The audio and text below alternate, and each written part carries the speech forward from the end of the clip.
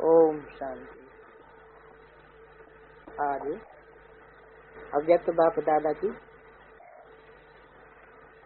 26/1/95 की अव्यक्तवाणी। आज बाप दादा चारों ओर के स्नेही और सहयोगी बच्चों को और शक्तिशाली बच्चों को देख रहे हैं। सारी सभा में शक्तिशाली और यथाशक्ति जो आत्माएं हैं उनको भी देख रहे हैं। स्नेही बच्चों को स्नेह का रिटर्न पदम गुना स्नेह और सहयोग प्राप्त होता है। ऐसे बच्चों को सदा सहज विजयी भव का रिटर्न मिलता तो सभी को है। इसमें ही बच्चे यथाशक्तिशाली होने के कारण यथा कारण क्योंकि यथा योग्य है विजय का अनुभव नहीं कर पाते। कभी सहज अनुभव करते हैं, कभी मेहनत अनुभव करते हैं। बाप दादा इसलिए ही बच्चों को भी मेहनत को सहज करने का सहयोग देते रहते हैं, क्योंकि इसमें ही आत्माएं सहयोगी भी रहती है। तो सहयोग के कारण सहयोग के रिटर्न में बाप दादा भी सहयोग जरूर देते हैं।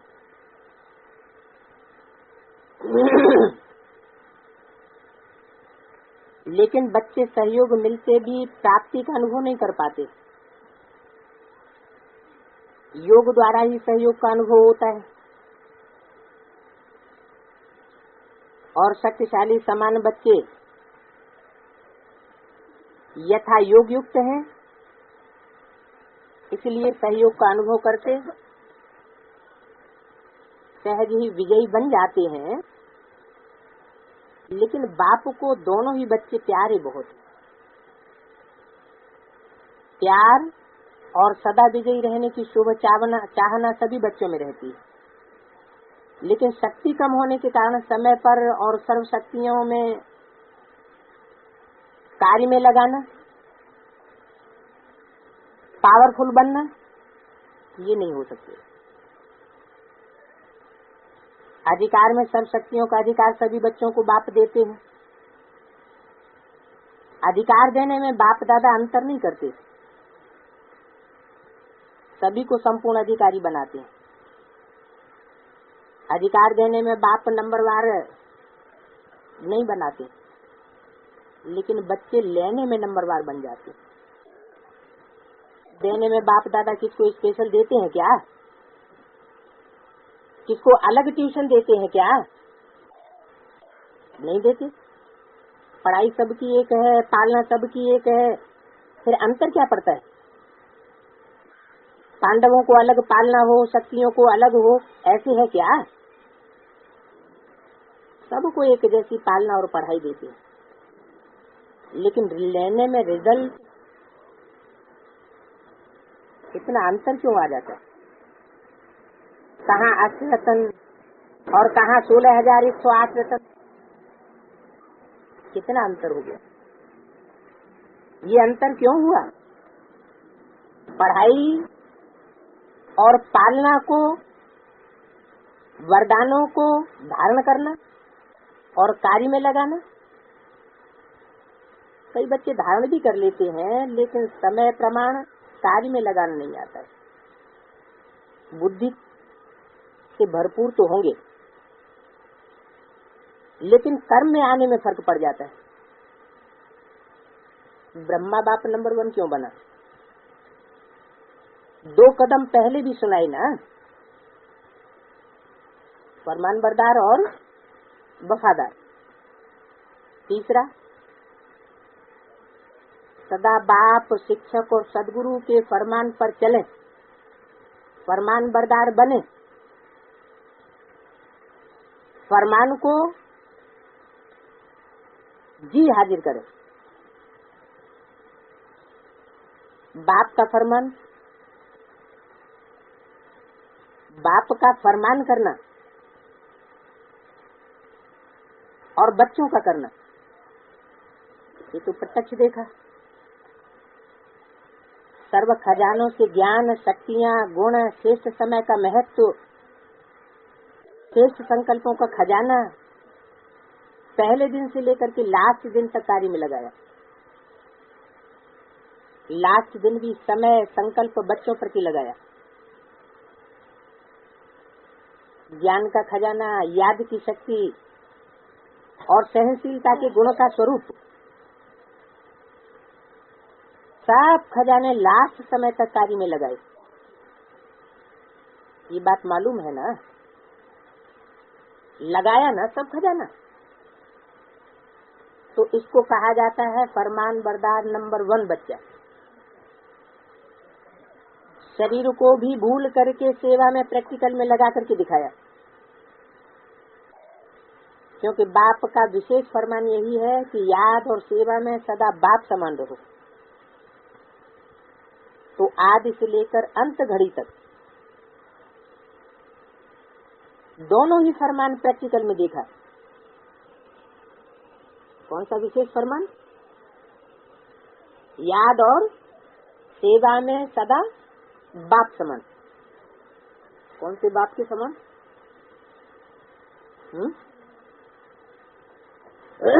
ब्रह्मा की तो बात ही हो रही है। हाँ, तो आदि से लेकर अंत घड़ी तक दोनों ही फरमान प्रैक्टिकल में देखा। तो बाप को फॉलो करना इसलिए कि यही निशानी है कि फॉलो करो। तो चेक करो, आदि से अब तक सर्व खजानों को स्व के साथ साथ सेवा में लगाया है।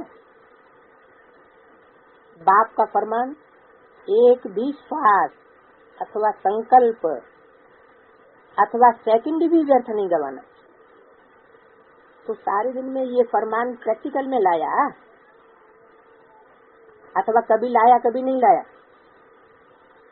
अगर कभी कभी फरमान बरदार बने और कभी नहीं बने तो किस लिस्ट में जाएंगे? अगर बाप दादा फरमान बरदार की लिस्ट निकाले तो आप किस लिस्ट में होंगे? ये जानते हो? अपने को तो जानते हो ना, क्योंकि आप सभी सर्व खजानों के ट्रस्टी मालिक हो। तो बिना बाप के फरमान के एक संकल्प भी और कहीं यूज नहीं कर सकते हो। बालक तो मालिक हैं। सिर्फ ये नहीं समझना कि हम बालक सो मालिक हैं, मालिकपन का नशा ज्यादा रहे, जहाँ भी करें जो भी करें, ऐसे नहीं। मालिक हो या बालिक हो,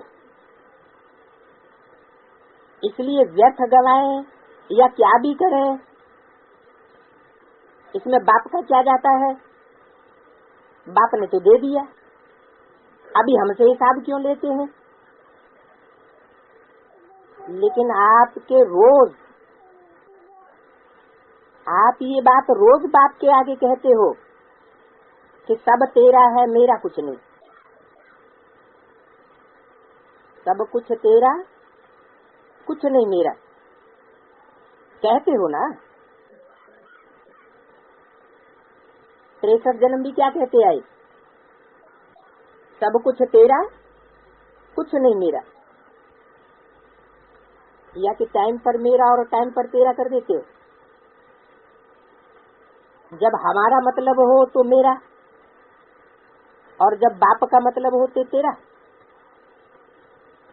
ऐसी चतुराई तो नहीं करते हो?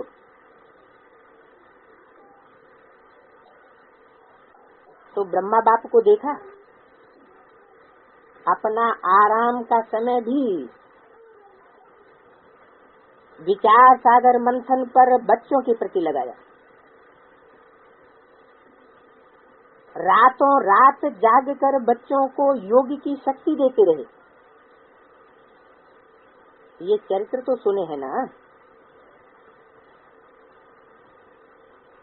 ब्रह्मा की कहानी सुनी ना, फॉलो फादर किया कि सिर्फ सुन लिया? सुनना अर्थात करना। तो तीसरा कदम,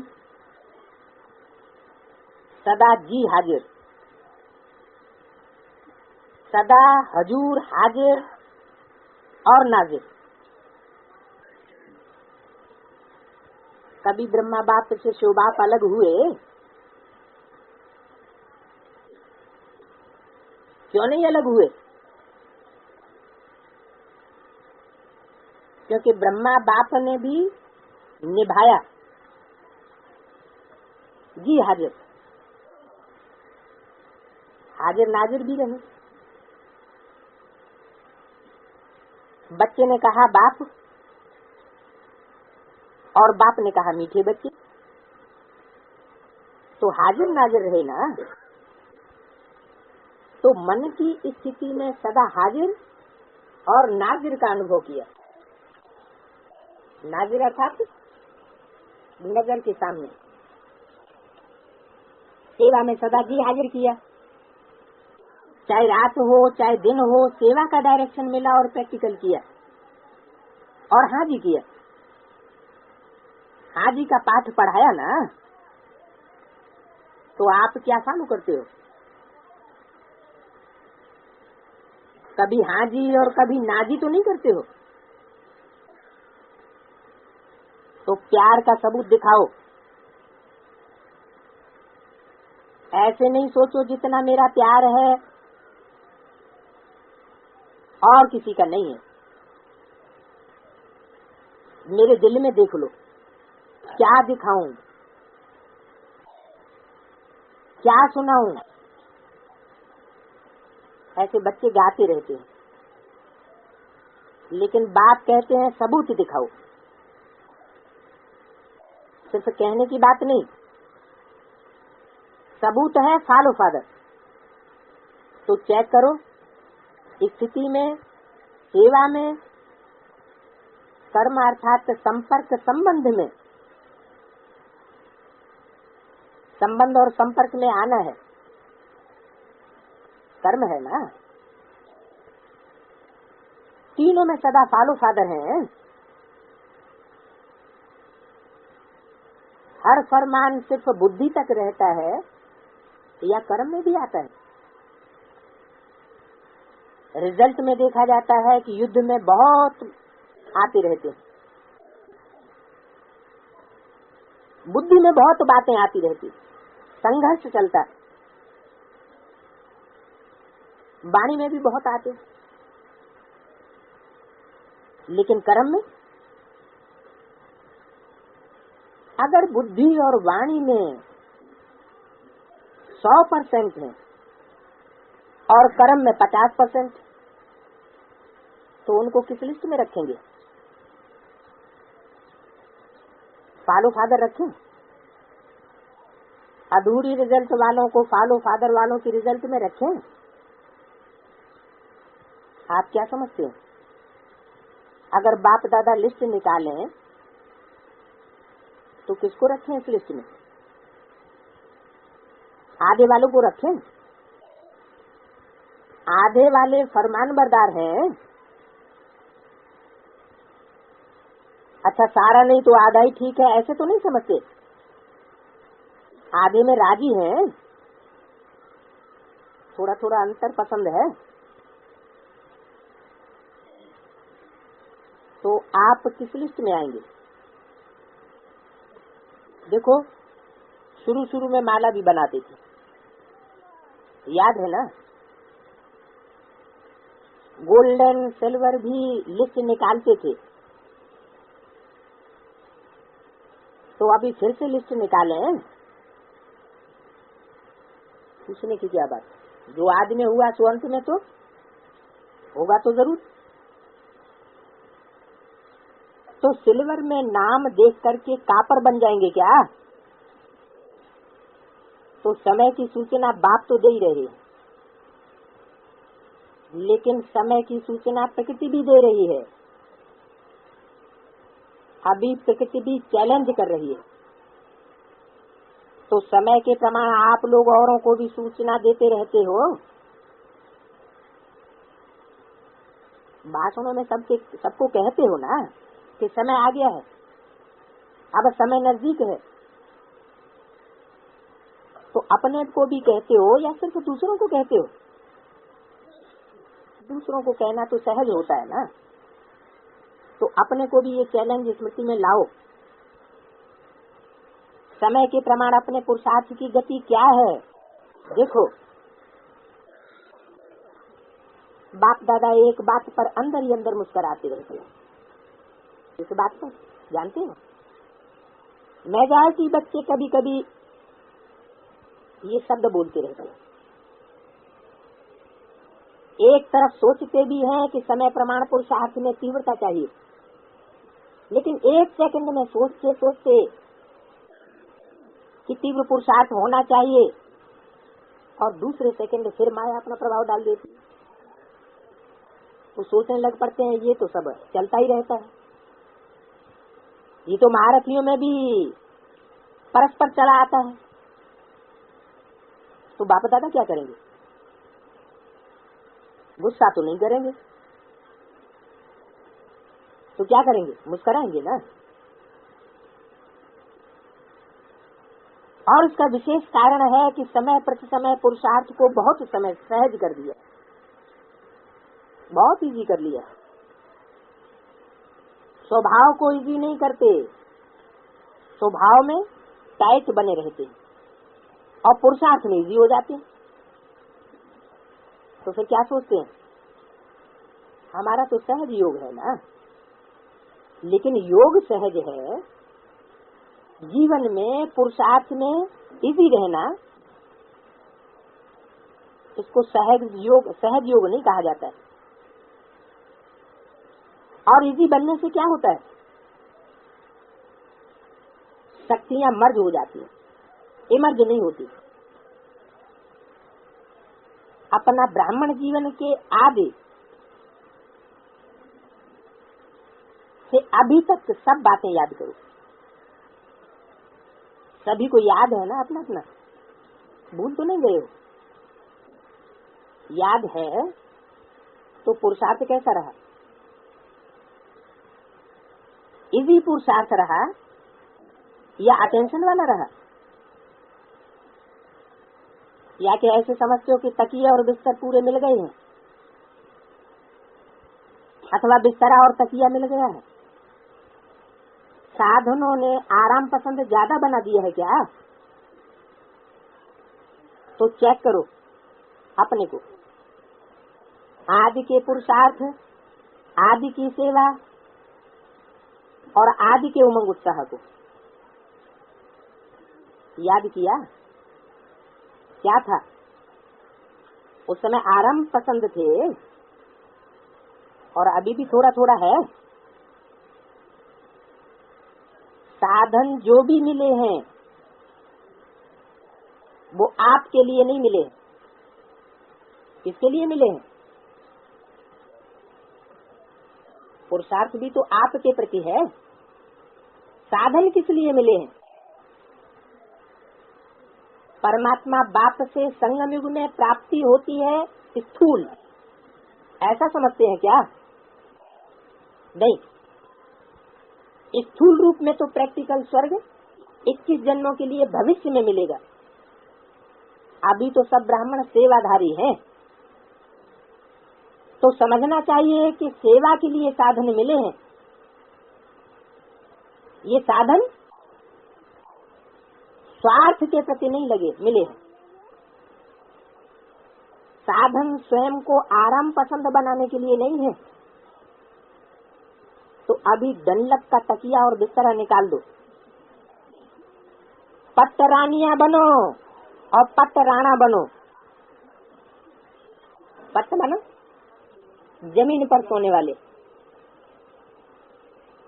भले पलंग पर सो, लेकिन स्थिति पटरानी पर पटराने की हो। बाप दादा ये नहीं कहते कि पलंग निकाल कर धर ली, वो तो मधुबन में करते। देखो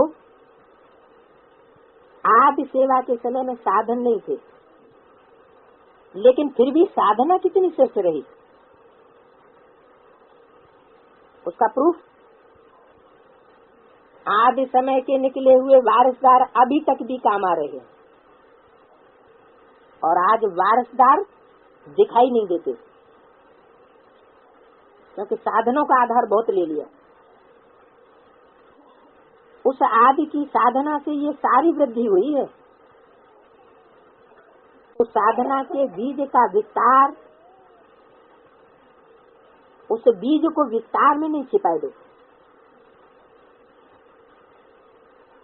जब विस्तार होता है ना, तो बीज छिप जाता है। ये सत्य रूपी मनुष्य सृष्टि का वृक्ष है, इसमें बीज को छिपाई दिया। जो भी बीज रूप आत्माएं हैं वो सब छिपाई गई, और नए नए पत्ते प्यारे लगने लग पड़े। बीज छिप जाता है। जिस आदि की साधना में सारी वृद्धि की, तो आदि में ये बीज था जिसके द्वारा सारी वृद्धि हुई। तो साधना के बीज को विस्तार में छिपाई नहीं दो। जब विस्तार होता है ना, तो बीज छिप जाता है। तो साधना है बीज और साधन है विस्तार। तो साधना का बीज छिपने नहीं दो। अभी फिर से बीज को प्रत्यक्ष करो। माना क्या होना है, बीज रूप आत्माओं को भी प्रत्यक्ष होना। बाप दादा ने इस सीजन में काम दिया था, लेकिन कोई ने किया नहीं।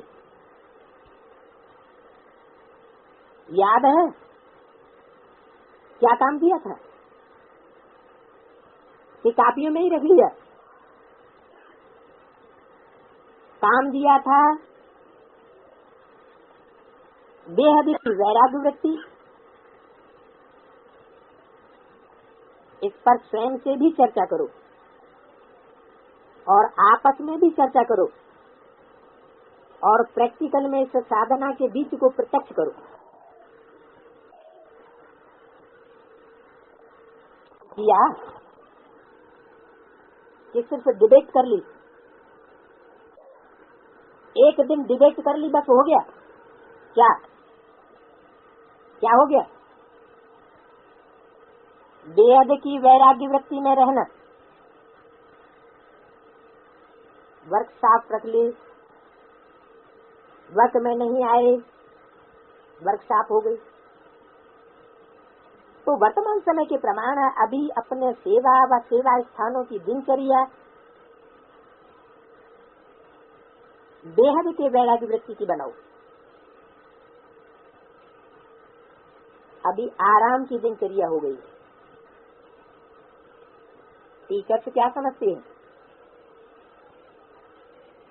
आराम की दिनचर्या मिक्स हो गई है।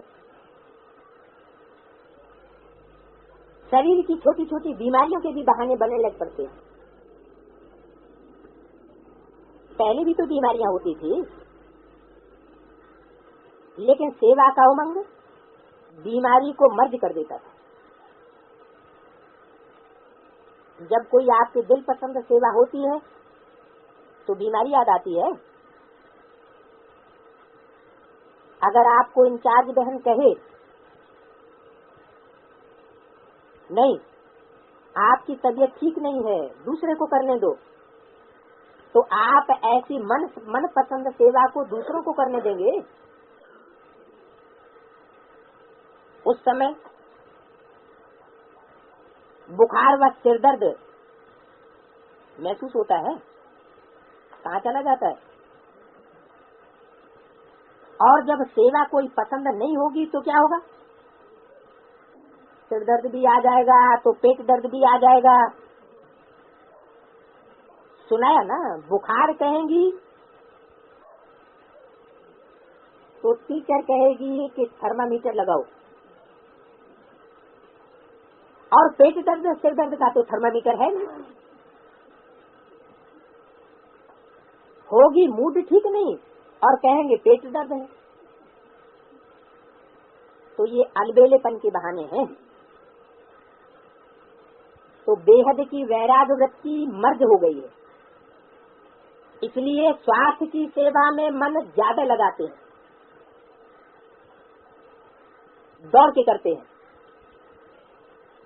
जहाँ स्वार्थ सिद्धि होती है। बेहद की वैराग्य वृत्ति में नहीं रहते, इसलिए ये बहानेबाजियां हो गई हैं। तो बाप दादा देख रहे थे कि सभी बच्चे विशेष 18 जनवरी या ये दूसरा टर्न भी रखा है, कौन सा 26 जनवरी, ये सहज सहज करके सहज योगी करके अलबेलेपन में नहीं लाओ। बाप दादा देखते हैं बच्चों में अलबेलापन ज्यादा आ गया, चाहे स्वयं के प्रति, सेवा के प्रति, चाहे औरों के संबंध संपर्क के प्रति अलबेलापन चलता है। ऐसे नहीं सोचो ये सब चलता रहता है, लेकिन उड़ना है। एक दो को कॉपी नहीं करो कि महारथी भी ऐसे करते हैं। महारथियों के पुरुषार्थ की तीव्र गति को, फास्ट गति को कभी चेक नहीं किया। अपनी स्पीड को चेक करो और उनकी भी स्पीड को चेक करो, तब पता चलेगा। देखने का अलबेलापन आ गया। किसको देखने का? अपने को देखने का। तो एक दो को कॉपी नहीं करो, बाप को कॉपी करो। दूसरों को देखने की आदत थोड़ी ज्यादा हो गई है, लेकिन भूल जाते हैं परचिंतन पतन की जड़। बाप दादा ने सुनाया था ना कि नजदीक की नजर कमजोर हो गई और दूर की नजर तेज हो गई है। तो क्या करेंगे? अभी नजदीक की नजर को भी तेज करो। माना सबसे नजदीक तो अपने कर्म है ना, अपने कर्मों को भी देखो। सीजन का फल क्या देंगे? कि सिर्फ बाप आया, बाप से मिला, मिलन मनाया, मुरली सुनी, यही फल है क्या? क्या फल देंगे? हर सीजन का फल होता है ना। तो इस सीजन का फल बाप दादा को क्या भोग लगाएंगे? भोग लगाते हो ना, तो फल भी रखते हो भोग में। वो भोग का फल तो बाजार में मिल जाता है, ये कोई बड़ी बात नहीं है, पैसे देकर खरीद सकते हैं। लेकिन बाप दादा कौन सा भोग चाहते हैं जो बाजार में ढूंढने से नहीं मिलता? आप इस सीजन का फल क्या भेंट करेंगे या क्या भोग लगाएंगे? भोग लगाना है या मुश्किल समझते हो? पांडव क्या समझते हैं? भोग लगाएंगे, अच्छा भोग लगाएंगे कि आप धतूरे का लगा देंगे?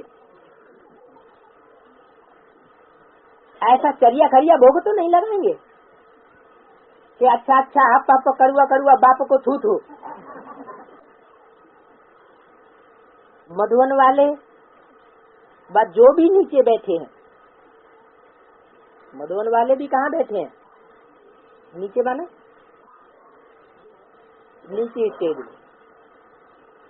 गर्गस्त में रहने वाले ऊंची स्टेज में पहुंच गए। मुरली में क्या बोला था? अंदर वाले रह जावेंगे और बाहर वाले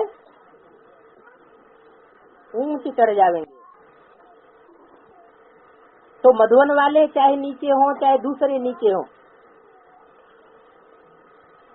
तो बढ़िया से बढ़िया भोग तो मधुवन लगाएगा ना। वाह, नीचे बैठे हैं तो बढ़िया से बढ़िया भोग कैसे लगाएंगे? क्या बढ़िया से बढ़िया भोग लगाए नहीं रहे हैं? चाहे हॉस्पिटल है, चाहे तलहटी है, चाहे ज्ञान सरोवर है तो मधुबन ना। तो बढ़िया भोग कहाँ बनता है? देखेंगे नंबर 1 भोग कहाँ से आता है। हॉस्पिटल से आता है, तलहटी से आता है, या ज्ञान सरोवर से आता है? हद की बातें बाप की है, बेहद की। तलहटी माना नीची स्टेज वालों से आता है। ज्ञान सरोवर कोई ईंटों का नहीं है। जब कहते हैं ज्ञान यज्ञ तो 4 दीवारियों का यज्ञ है क्या? सेंटर और म्यूजियम का यज्ञ है क्या? यज्ञ माना ज्ञान का यज्ञ। तो ज्ञान सरोवर माना ज्ञान का जहाँ विस्तार हो, सरोवर बना हुआ हो, तो ज्ञान सरोवर की बात है, ईंटों की बात नहीं। तो देखेंगे नंबर 1 भोग कहाँ से आता है। वायदा तो बहुत अच्छा करके जाते हो, कभी भी ना तो नहीं करते हो, हाँ ही करते हो। तो इस समय सामने तो खुश कर देते हो। तो अब टीचर्स क्या करेंगे? नंबर 1 भोग लगाएंगी ना। देखेंगे सभी सेंटर्स का भोग देखेंगे। प्रवृत्ति वाले भी भोग तो लगाते हो ना, कि खुद ही खुद खा जाते हो? प्रवृत्ति वाले भोग लगाते हैं और निवृत्ति वाले कौन ज्यादा लगाते हैं? प्रवृत्ति वाले भी। इसका मतलब जो सन्यासी हैं वो तो भोग लगाते ही लगाते हैं, लेकिन प्रवृत्ति वाले भी भोग लगाते हो या खुद ही खा जाते हो? भोग लगाते हो ना। तो ये नहीं सोचना कि सेंटर्स वालों का ये काम है, माना सरेंडर्ड का ही ये काम है भोग लगाना, और नॉन सरेंडर्ड का ये काम भोग लगाने का नहीं है। हमारा काम तो खुद ही खाना है, ये सभी का काम है। तो तीसरा फरमान बरदार का कदम प्रैक्टिकल में लाना है। तो क्या फरमान हुआ? बाप दादा ने क्या फरमान दिया है? भोग लगाओ, बेहद के वैरागी बनो। और अगला कदम है वफादार। कभी भी मन से, बुद्धि से, संकल्प से बाप से बेवफा नहीं बनना। वफादार का अर्थ है सदा एक बाप दूसरा न कोई। संकल्प में भी न देह के संबंध, न देह के पदार्थ, और न कोई देहधारी व्यक्ति आकर्षित कर सके।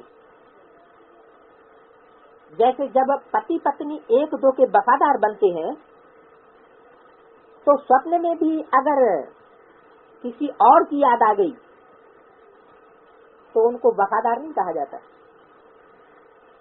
तो ब्रह्मा बाप को देखा, संकल्प भी दूसरे की तरफ नहीं, पर के प्रति नहीं, एक बाप ही सब कुछ है। इसको कहा जाता है वफादार। अगर पदार्थ की भी आकर्षण है, साधनों की भी आकर्षण है, तो साधना खंडित हो जाती है, वफादारी खंडित हो जाती है। और खंडित वस्तु कभी भी संपन्न, कभी भी पूज्य नहीं गाई जाती। तो चेक करो कि संकल्प में भी कोई आकर्षण बेवफा तो नहीं बना देता। अगर जरा भी किसी के प्रति विशेष झुकाव है, थोड़ा भी पर्सनल झुकाव है, चाहे किसी के गुण के ऊपर, चाहे उसकी सेवा के ऊपर, चाहे उसके अच्छे संस्कारों के ऊपर, अगर एक्स्ट्रा प्रभावित है तो उनको वफादार नहीं कहा जाएगा। प्रभावित माना है, प्रभावित माना उनकी प्रजा बनने वाले, उनकी रचना बनने वाले हैं। सबकी विशेषता, बेहद की विशेषता पर आकर्षित हैं, वो तो दूसरी बात है। लेकिन किसी विशेष व्यक्ति व वैभव के ऊपर आकर्षित नहीं होना चाहिए। अगर ऐसा होता है तो वफादार की लिस्ट में खंडित गाया जाएगा। चेक करो कि खंडित मूर्ति तो नहीं है, पूज्य है। पूजा का आधार क्या होता है? प्योरिटी। तो मन से, वचन से, कर्म से कहीं भी अगर बेवफा बनते हैं, बाप के प्रति पूरे वफादार नहीं है, कोई और के प्रति वफादार बनने लग पड़ते, तो पवित्रता जैसे खंडित हो गई। कहाँ लगाओ व झुकाओ, एक्स्ट्रा तो नहीं है। संकल्प मात्र भी झुकाव नहीं हो। वाचा और कर्मणा में लगाव और झुकाव साबित हो जाए, उसकी तो बात ही छोड़ दो। लेकिन संकल्प मात्र भी किसी के प्रति ऐसे न चले, चेक करते रहो। अगर संकल्प मात्र भी है तो खंडित की लिस्ट में गाए जाएंगे। तो ये चेक करना आता है। अच्छा, अभी देखेंगे, आता है कहा ना, टीचर्स तो होशियार हैं। अभी कोई नवीनता दिखाओ। नया वर्ष तो शुरू हो गया। बाप दादा को आदि का बेहद वैराग्य सदा याद आता है। उसी समय का फल आप लोग हो। अगर बेहद की वैराग्य वृत्ति नहीं होती तो स्थापना की वृद्धि इतनी नहीं हो सकती। ब्रह्मा बाप ने अंत तक अपना जीवन बड़ी आयु होते हुए भी, तन का हिसाब किताब चुकतू करते हुए भी बेहद के वैराग्य की स्थिति प्रत्यक्ष दिखाई। साधनों को स्वीकार नहीं किया, स्व के प्रति यूज नहीं किया, सेवा के प्रति यूज किया। तो सेवा के प्रति यूज करना अलग चीज है। स्व के प्रति यूज करना और सेवा के प्रति यूज करना, इसमें फर्क तो समझते हो ना। स्व के प्रति स्वीकार करना और सेवा के प्रति कार्य में लगाना, इस बात के अंतर को तो जानते हो ना। स्व प्रति बेहद का वैराग्य हो और सेवा के प्रति साधन को कार्य में लगाओ। लेकिन साधन अलबेलापन न लाने पाए तो ये फॉलो फादर करना ही है। या ऐसा समझते हो कि जो और आने वाले हैं उनको करना है, हमारा काम पूरा हुआ। किसको करना है? आप लोगों को करना है।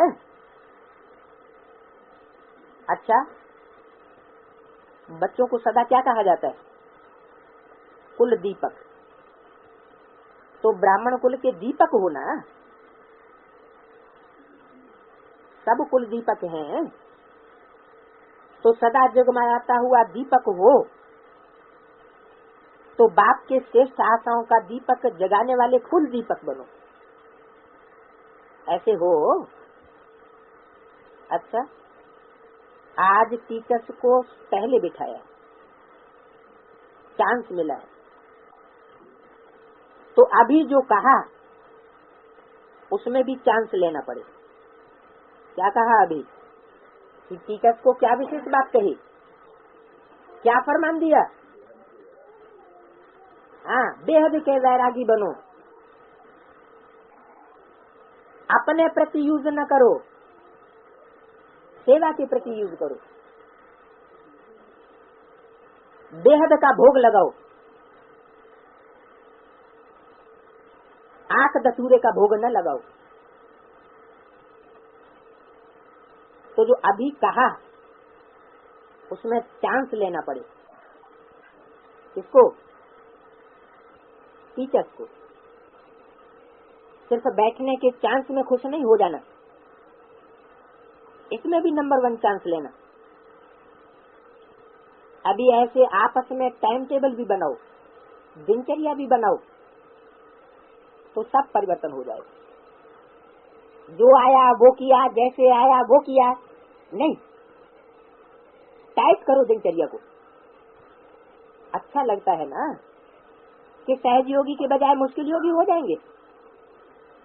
अच्छा, आज सभी जोन को बाप दादा यही विशेष सेवा व वरदान कहो, यही देते हैं कि सदा बाप को फॉलो करने में नंबर 1 बनो। और बाप दादा देखेंगे कि कौन सा सेंटर कौन से जोन में फॉलो फादर में नंबर 1। ऐसे नहीं सोचना है कि मैं नंबर 1 रहा लेकिन दूसरे नहीं रहे, तो भी नंबर 1 की प्राइज नहीं मिलेगी। अभी जोन को प्राइज देंगे, बहुत बढ़िया, लेकिन जोन में भी जो नंबर 1 सेवा केंद्र होगा उसको प्राइज मिलेगी। ऐसे नहीं नंबर 1 सेंटर दूसरा हो और प्राइज जोन को दे दें, ये नहीं करेंगे। सेंटर को रिजल्ट दिखानी है। सेंटर में आने वाले स्टूडेंट भी आ जाते हैं, एक सेंटर साथी और दूसरे आने वाले स्टूडेंट दोनों ही नंबर 1। ये बात हो सकती है, नंबरवार तो होंगे ही। तो नंबर 1 हो सकता है। अच्छा, कितने टाइम में इनाम लेंगे? कितना टाइम चाहिए? कोई ने कहा 18 जनवरी 1996।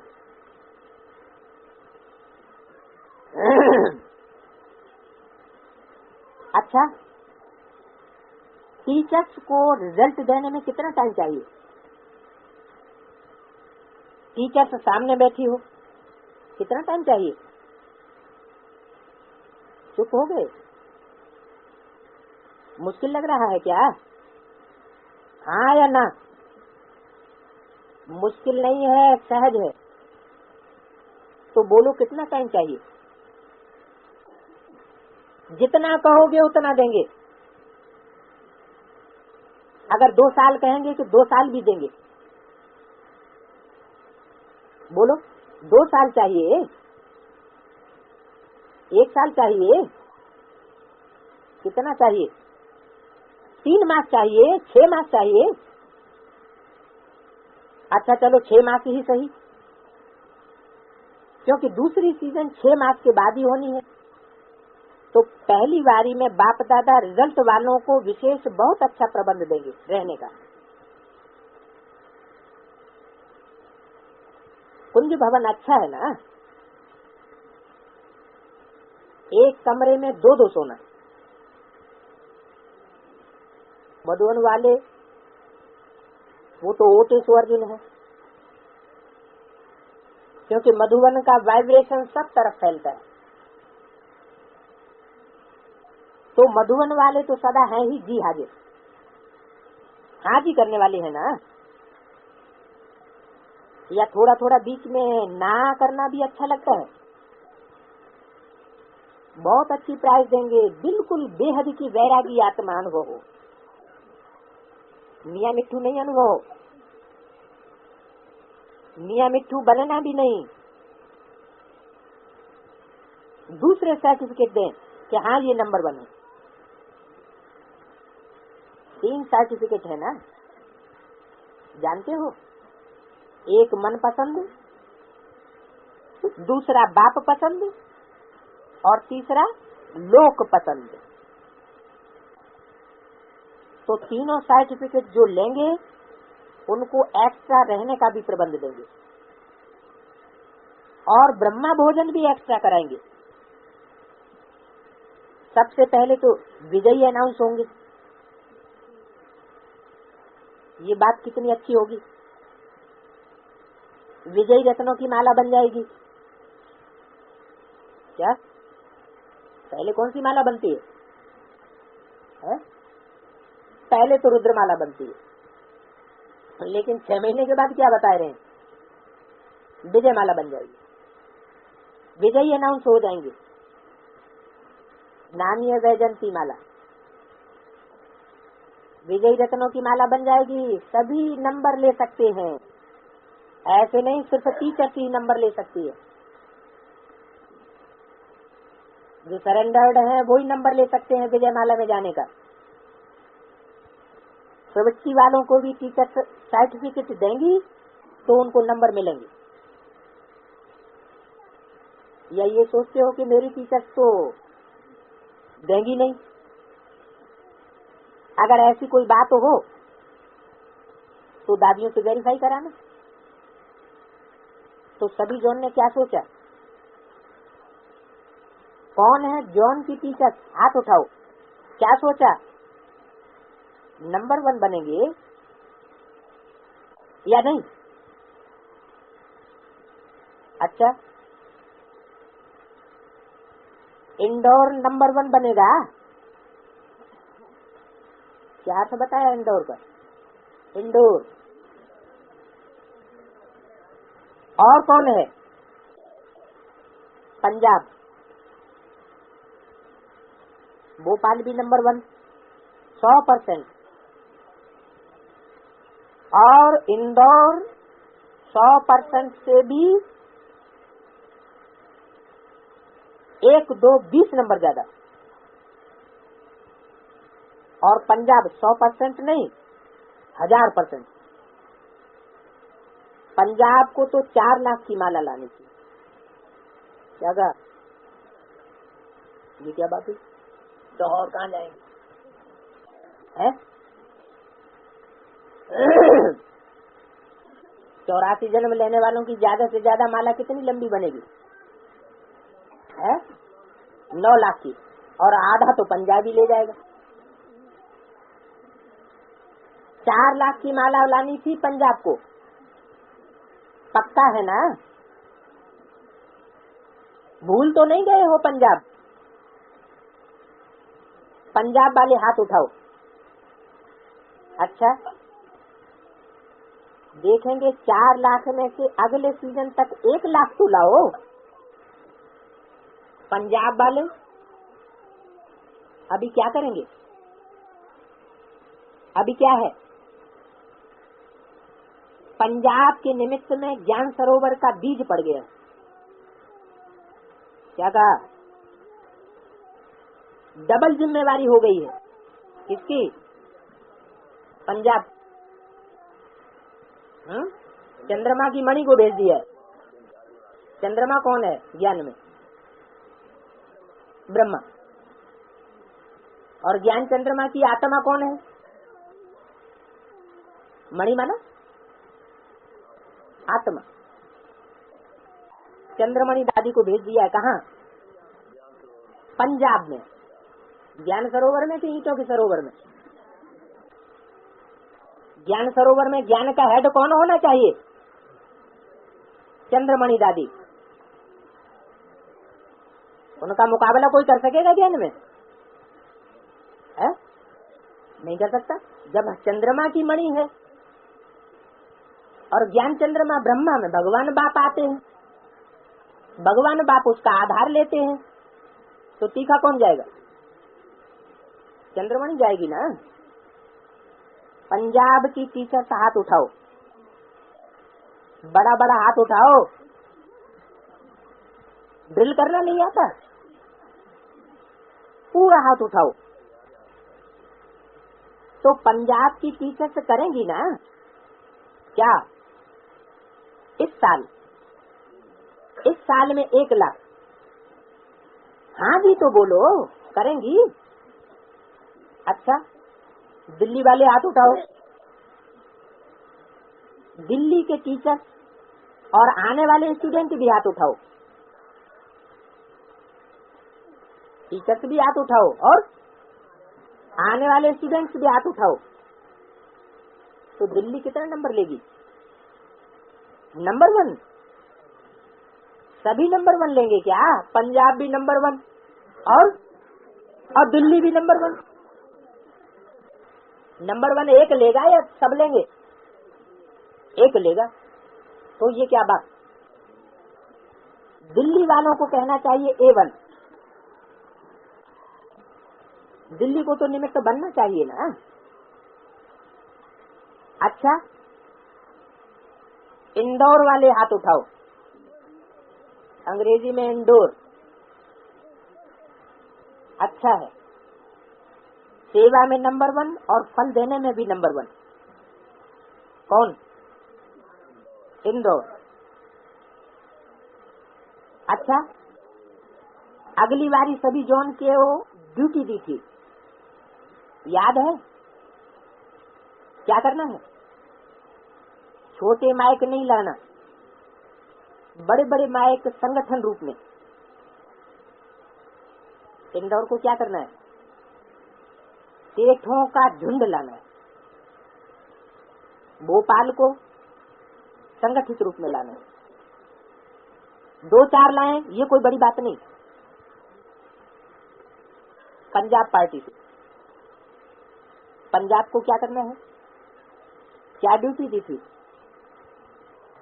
पंजाब को ड्यूटी भूल गई क्या? आप सुनाओ, क्या ड्यूटी दी थी? कौन सी क्वालिटी लाना है? वारिस क्वालिटी नहीं लाना है, सिर्फ 4 लाख लाना है बस। 4 लाख में तो प्रजा की क्वालिटी हुई या वारिसदार की क्वालिटी हुई? पंजाब ऐसा संगठन लाए जो विश्व में नाम वाला हो जाए। विश्व में नाम वाला किससे होगा? है? नहीं, अभी बोला। अंत में किसको प्रत्यक्ष करो? बीज को प्रत्यक्ष करो। बीज रूप 108 आत्माएं अगर प्रत्यक्ष हो जाएंगी, सारे विश्व में नाम वाला हो जाएगा, क्योंकि वो सब राज क्वालिटी की आत्माएं हैं। वो बीज रूप आत्माएं लाओ जो अभी बड़े से बड़े आतंकवादी हैं, वो अंतर्मुखी हो जाए। आदि में होते हैं अंतर्मुखी और अंत में हो जाते हैं बहिर्मुखी। तो गवर्नमेंट भी ब्रह्मा कुमारी को इनाम देगी कि आतंकवादियों को भी ले आए। ब्राह्मणों की दुनिया में अभी आतंक फैलाने वाले कौन है? 5 मिनिस्टर की बड़ी बात नहीं है कि 5 मिनिस्टरों को ले आए। नामी ग्रामी आतंकवादी जो प्रसिद्ध हो, जिसके लिए इनाम मुकर्रर हो, कमाल तो ऐसी करो। मिनिस्टर तो आते ही रहते हैं। क्या सोचते हैं पंजाब वाले? कर सकते हैं।